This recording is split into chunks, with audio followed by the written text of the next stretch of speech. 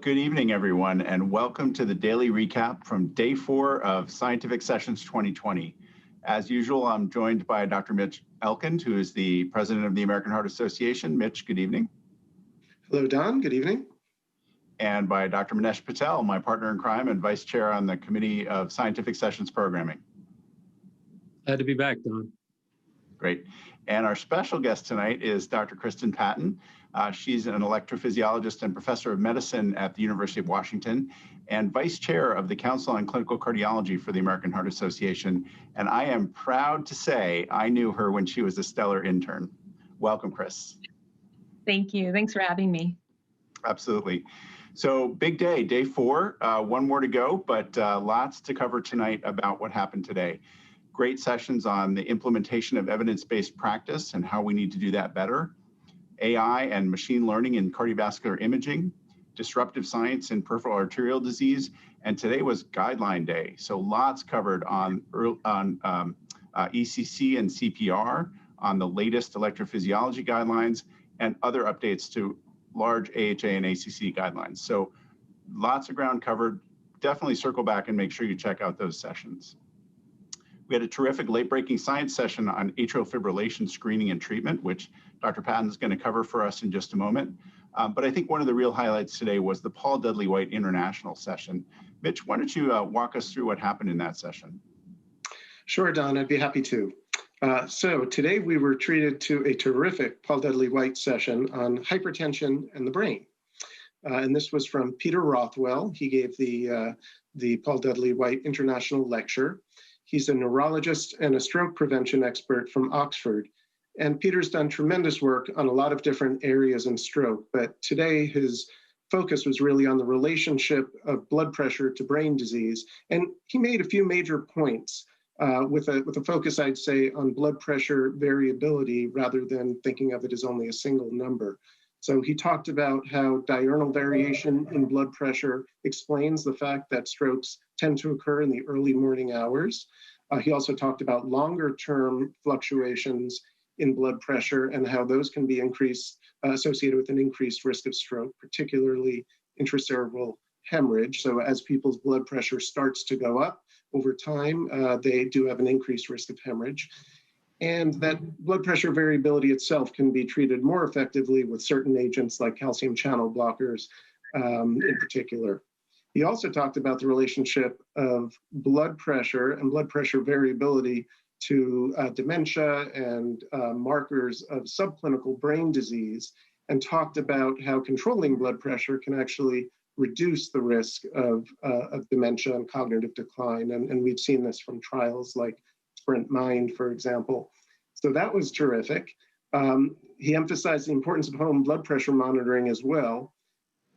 And then we had 2 other talks on basic and population science. So Marilyn Cipolla at the University of Vermont talked about the implications of preeclampsia for subsequent cardiovascular risk, including dementia. And that's, of course, a very exciting emerging area of science as well.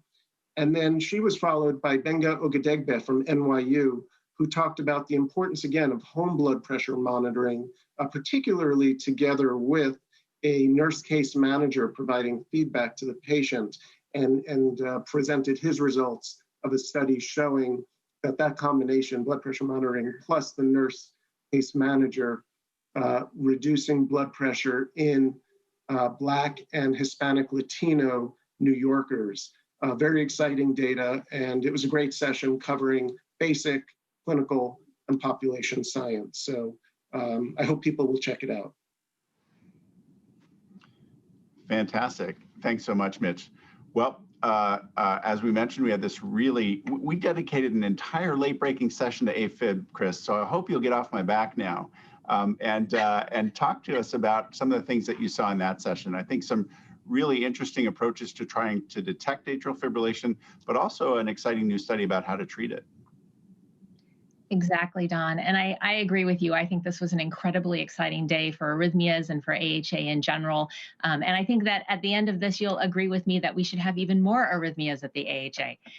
So first up in the session, to screen or not to screen, and then what? Rod Passman from Northwestern first framed the first 3 trials, which were all screening trials, and really put the state of the science into context. And importantly, he stressed that by WHO criteria, AF is a disease that really meets criteria for screening in that the disease is serious, there is effective treatment to prevent adverse events, the prevalence of the disease is high, and the screening technique has a high positive predictive value, minimal risk, and low cost. And I think that 4th aspect is really what we're struggling with in terms of AF screening. We know that AF can be asymptomatic and transient, and that makes screening really problematic.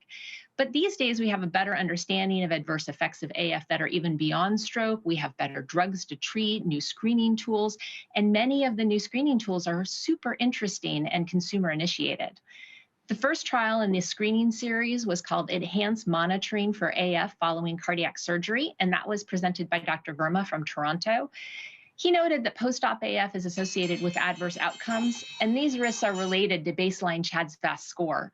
And the investigators randomized post-cardiac surgery patients with CHA2DS2-VASc of greater than 4 or greater than 2 plus other high-risk markers like COPD who were not previously known to have atrial fibrillation and did not need anticoagulation, so they weren't undergoing valve surgery. They also excluded patients who had post-op AF for over 24 hours or people who had really prolonged hospital stays. And patients were randomized to the intervention group, which had 30 days of continuous rhythm monitoring with a patch monitor versus usual care. The primary outcome was cumulative AF for greater than 6 minutes or found on a 12-lead EKG. They screened over 2,400 patients for this study and randomized only 336, interestingly enough.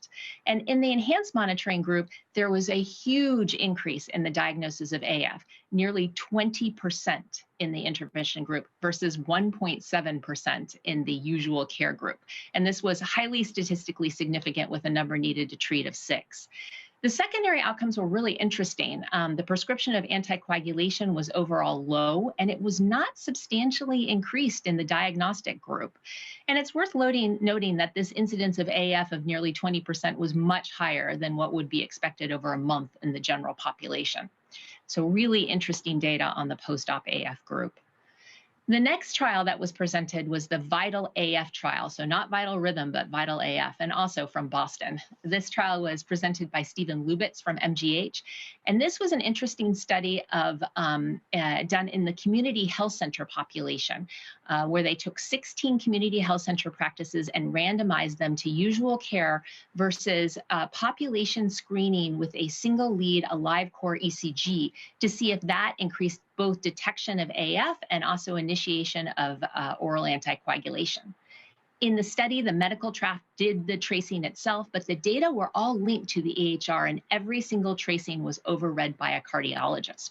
The randomization was at the practice level, and the 16 practices randomized over 15,000 patients in each arm, so absolutely huge numbers. 91% of the patients in the intervention group got an Alive Core single lead EKG during the year of monitoring at least once. These were really high-risk patients overall. The mean CHA2DS2-VASc score was 3.4%. And 83% of those ECGs were normal. 12% were unclassified, and 3% were possible AF. So a really low rate of positivity by that, and not altogether unsurprising, right? Interestingly, screening did not significantly increase the rate of diagnosis of AF, which was 1.7% in the intervention group and 1.6% in the usual care. When they looked at it by age, though, there was an increased rate of diagnosis of AF in the group of patients who are over 85 years old. Anticoagulation was also started at the same rate, and that rate was pretty good, between 70 and 80%. So it documented amazing care from MGH, which is no big surprise, but also that in screening, you have to be careful about who you pick with respect to the prevalence, and screening much older patients may be most effective. So Chris, the third and the last. I love your partisanship for MGH always. I'm going to bump you ahead. I want to talk a little bit about the early AF trial, which is intervening on AFib sooner or earlier than we might usually do so. What was your take on that? It was a cryoablation strategy that looked to be successful compared with antiarrhythmic drugs. Yeah, this is a really exciting trial. We've been waiting for these results in the field. This was a trial of 300 patients who were randomized to either cryoablation versus antiarrhythmic drugs. And the trial was monitored by ILR implant, which gave them a lot of really interesting data. In addition, the antiarrhythmic drug arm was titrated by these daily ILR transmissions so that the doses were increased markedly, and there was a lot better follow-up with respect to how successful the antiarrhythmic drug arm was in. And what they found here with this group was that in the ablation group, at 1 year follow-up, 57% of the ablation group had freedom of arrhythmia, any arrhythmia at all, any atrial fibrillation, atrial tachycardia, or atrial flutter at 12 months versus 32% in the antiarrhythmic drug arm. So the absolute reduction in that group was 25%, giving a number needed to treat for ablation of only 4. There's also a significant reduction in symptomatic events, not just asymptomatic events, as well as improvement in quality of life. We did see an improvement in quality of life in both groups, but more so in the ablation group. And these really kind of nice results did not come at a cost of more significant adverse events. There were 3 phrenic nerve injuries only in the ablation group, and those all went away over time. And there were actually 6 significant adverse effects in the antiarrhythmic drug arm. So really very interesting group. Very interesting. I can see you itching to get your fingers on more patients for ablations already. Thanks so much, Chris. I do think it's important to note in this study that these patients were really early on in their diagnosis of AFib, all of them within the first year, and they were all highly symptomatic with paroxysmal atrial fibrillation. So these results really can't be extrapolated to the whole world of people with atrial fibrillation. Great points. Thank you so much, Chris, for that really nice look at that session. Now let's look ahead quickly to day 5. Tomorrow's our last day of sessions, but we've got some great things coming up for you. A late-breaking session that's going to focus entirely on implementation trials in both heart failure and prevention, trying to get patients onto more guideline-directed medical therapy to improve outcomes. And tomorrow is COVID Day. 3 different main event sessions on COVID, and we can't say it enough. Dr. Fauci's going to be here. Manesh, what do you see happening? Yeah, no, Don, we heard about the great science today, and tomorrow AHA goes viral, unfortunately. We have both COVID science and influenza science. So we have Get With the Guidelines registry updates, remembering that the AHA with, again, the funds for research across the United States started in April and used the COVID registry, using Get With the Guideline backbone to build a COVID registry across the United States. We're going to hear 3 presentations on that I think are very informative about the populations that are being affected and how they're doing. A randomized trial of high dose versus usual dose influenza vaccine on cardiovascular outcomes. I think that's going to be very important, at least. So we know that it can prevent influenza, but what does it do for cardiovascular outcomes? International perspectives on COVID, 6 international countries telling us how they've been, and we're all still dealing with COVID, obviously. And then, as you said, Dr. Fauci telling us about the cardiovascular effects of COVID, another sort of important lecture for the entire population. So I think those are important. Mitch, anything you're looking forward to tomorrow? Well, absolutely, Manesh. You know, I can't believe we're almost done with this. I think I'm really going to miss these evening gatherings that we've all had. Maybe we'll keep doing it after we're done, perhaps.